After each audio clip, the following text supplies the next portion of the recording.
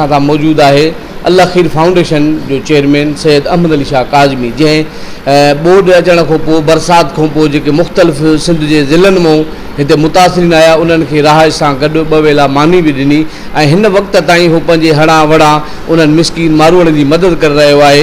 तमामु वॾो कमु आहे जेको हुकूमत सिंध खे करणु खपे हा, उहो अल खीर फाउंडेशन जे चेयरमैन रहियो आहे। अॼु असां फाउंडेशन जो चेयरमैन सैयद अहमद अली शाह काज़मी वेठो आहे, उनखां पुछंदासीं त उनजो छा चवणु आहे। साईं, तव्हां इहो ॿुधाइजो त जॾहिं सैलाब सिंध में आयो त लाज़मी आहे हज़ारनि लखनि जी तइदाद में माण्हू बेघर थिया, सिंधी मारूअड़ा, ऐं हिते कराची में पहुचण खां पोइ उन्हनि खे अज़ियतूं तकलीफ़ूं बि ॾाढियूं बर्दाश्त करियूं पियूं, पर तव्हांजो कमु हिकिड़ो निमाया हुयो ऐं उन्हनि ग़रीब मिसकीन माण्हुनि खे तव्हां 2 वेला मानी ऐं हुते राहत ॾिनी। उन मुतलिक़ तव्हांजो छा चवणु आहे ऐं हिन वक़्त ताईं इन टेंट सिटी में केतिरा माण्हू आबाद ॿारड़ा वॾड़ा नंढड़ा आहिनि? जी बिस्मिल्लाह रहमान। बाबा पहिरीं ॻाल्हि त रिज़्क़ रोज़ी ॾियण वारो मुंहिंजो रब आहे।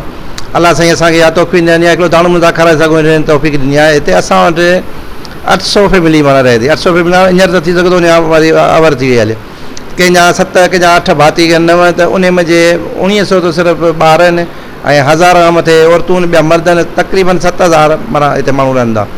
ऐं उहे वीचारा दरबदर जेको हीउ फ्लड आहे, कुदरती हिकिड़ी आफ़त आई आहे, त उन में दरबदर थी हिते कराची में पहुता, त कराचीअ में वीचारनि खे माना दरबदर वारी ज़िंदगी वरी हिते जेको असां जेको हणा वणा उहो कयोसीं, त वरी अलाह पाक जी कुदरती सीउ तमामु घणो थी वियो आहे, वरी बारिशूं बि अची वियूं हलियूं, त कल्ह असां उन्हनि जो दर्द ॾिसी न सघियासीं। ऐं उहो वक़्तु हुकूमत खे शाबादा जो अहिड़े दर्द जेको सो पंहिंजी वॉन्टर उन्हनि जा ऐं पाकिस्तानी ऐं धरती माल कहिड़ी तकलीफ़ में कंहिंखे जूम न सुरी आहे, को अची उन्हनि खां पुछे, कल्ह उन्हनि जो रलियूं टपर था, जेका बि शइ हर शइ उन्हनि जी पुसी वई आहे। माना हींअर जेको का बि शइ हुननि कान्हे बेसरो सां ॿियनि में खुले आसमान हेठि वेठा आहिनि। त असांजी हुकूमत एॾी बेस थी वई आहे जो माना जेके धरती जा धणी आहिनि उन्हनि खां इहो कंदी पुछे बाबा कहिड़ो हाल अथव, उहे एॾो तकलीफ़ में वीचारा मज़लूम सीएम जे वरी बीमारियूं थींदियूं। असीं साईं सीएम साहिबु साईं मुराद अली शाह साहिबु ऐं नासिर शाह खे पुरज़ोर अपील था कयूं, बाबा अचो, ही पंहिंजा धणी अथव, वारस आहिनि ऐं मुल्क जा जेको मेम्बार आहिनि, नंढा ॿार उन्हनि जी तइलीमूं ख़राब बि थिए, अचो हिन जी वाह रखियो। हीउ तमामु घणो तकलीफ़ में आहिनि ऐं सरकारी ज़मीन आहे उन्हनि खे आबाद कयो, घर ठाहे ॾियोनि ऐं जेको हीउ तमामु घणो तकलीफ़ में असां साईं जन खे अपील कंदासीं, महिरबानी करे अचो ऐं हिननि जी जेको विज़िट कयो ऐं त हिननि खे तकलीफ़ तमामु घणी आहे। हिननि जे वटि इहा ज़मीन ई सरकारी आहे, MD हिकिड़ो माना जेको मलीर डिप्लोमेट अथॉरिटी, माना हीअ बि हिकिड़ो बिल्डर आहे, माफ़िया आहे हिकिड़ी चोर, जीअं चइबो आहे माफ़िया कब्ज़ा सिंध ज़मीन ते करे। असांजो पहिरीं पाणी बंदि कयईं, उन खां पोइ असांजे प्रेशराइज़ धमकियूं, उन खां पोइ असांजे हमिलो कयईं, जंहिंमें मुंहिंजो हिकिड़ो माण्हू ज़ख़्मी थी वियो, अलाह साईं हुनखे ज़िंदगी ॾिनी, न त हू त मारे चुका।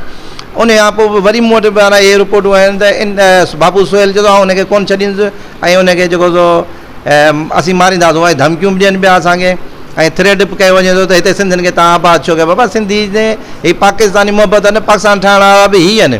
हीअ जेकर हिकिड़ो मुसीबत में पंहिंजो जेको मुसीबत में पंहिंजे हिकिड़े ज़िले में या निकिरी वरी ॿिए ज़िले में आया न, हिननि ॾोह हिकिड़ो कयो आहे। हीअ बि त धरती वाल खे हिकिड़ो कुदरती इंसानियत बि यादि चए त को तकलीफ़ आहे उनजी मदद कयो। क़ुर पाक बि असांखे उहा तइलीम थो ॾिए त हिननि वीचारनि छा हीअ कीड़ा मकोड़ा आहिनि या इंसान कोन्हनि खे अहिड़ो दरबदरीअ में हिननि खे छॾे ॾिनो अथनि। हिकिड़ो त हुकूमत हिननि खे छॾे ॾिनो आहे, ॿियो MD जहिड़ो हुननि जे वॾनि जूं हिते ज़मीनूं किथां खणी आया हुजनि, उहे सिंधियुनि जूं ज़मीनूं ऐं पाकिस्तान जूं ज़मीनूं, हुकूमत सिंध जूं ज़मीनूं उन ते उहे वीचारा मजबूर थी हिते आया आहिनि। त असांखे हुन मंझां जो ख़तरो आहे, असांखे जान माल जे मां MD खे ख़तरो आहे। कुझु बि जेको असांखे रेंट पाई त उन ज़िमेदार जेको MD हूंदी। ऐं हींअर बि हू धमकियूं ॾियनि पिया त भाई तव्हां छॾे वञो, सिर्फ़ु इहो लिसाने ते फिलहाल चाहींदा त सिंधी हिते न अचनि। बाबा सिंधी शइ न अचनि, हीअ कराची धरती आहे, हुननि जो शहरु आहे। हींअर त हुननि जा सूर अञा वीचारनि जा ॿीणा थी विया आहिनि, तमामु घणो तकलीफ़ में हिन बारिश खां भई तव्हां पाण पंहिंजे कल्ह जेका बि टीम हुई दोस्त मीडिया वारा हुननि ॾिठो त केॾो तकलीफ़ में सभु CM नंढा ॿार ॾकनि पिया, हुनजा तंबू कपिड़ा रलियूं हर शइ पुसी वई आहे। त असीं CM साहिब खे अपील कंदासीं बाबा अचो, ही तव्हांजा पाकिस्तानी आहिनि, भाउर आहिनि, सिंधी आहिनि, असली वारस आहिनि। हिननि जी अल खीर फाउंडेशन जे चेयरमैन सैयद अहमद अली शाह काज़मी जूं ॻाल्हियूं ॿुधियूं। उनजो चवणु हुयो त जॾहिं ॿोॾि आई त सिंध जे मुख़्तलिफ़ ज़िलनि मां तालकनि मां माण्हू जॾहिं हिते कराची में पहुता त उहे बेयारो मददगार हुया। असां उन्हनि जा ॾुख सूर तकलीफ़ूं बर्दाश्त न करे सघियासीं ऐं उन्हनि खे नादरन बाईपास ते उमर ॻोठ जे ॿाहिरों हिकिड़ी सरकारी नान क्लास ज़मीन हुई, उन्हनि ते उन्हनि खे विहारियोसीं। त उन जे विहाण जे बदिले में ऐं जुर्म में MD असांजे ते मुख़्तलिफ़ थाणनि जे मथां ऐं मुख़्तलिफ़ दहशतगर्दी तहत असांजे मथां FIR दाख़िल करायूं ऐं उन्हनि ॿोॾि मुतासिरीन जे मथां बची हमिलो कयो। उन ॿोॾि मुतासिरीन जे हमले में हिकिड़ो जेको आहे मुतासिरीन ज़ख़्मी थी पियो, उहो जेको आहे मरण खां बची त वियो, लेकिन उनखे तकलीफ़ूं ॾाढियूं आयूं। हुनजो वधीक चवणु आहे त अगरि असांखे इन में कुझु बि थियो या असांजे कंहिं बि ॿोॾि मुतासिर खे कुझु बि थियो, का तकलीफ़ आई, रहंड आई, त उनजो ज़िम्मेवार MBA बाबू सुहेल हूंदो। कैमरामैन नज़ीर हुसैन वधो सां गॾु अब्दुल अली मेमण GNP कराची।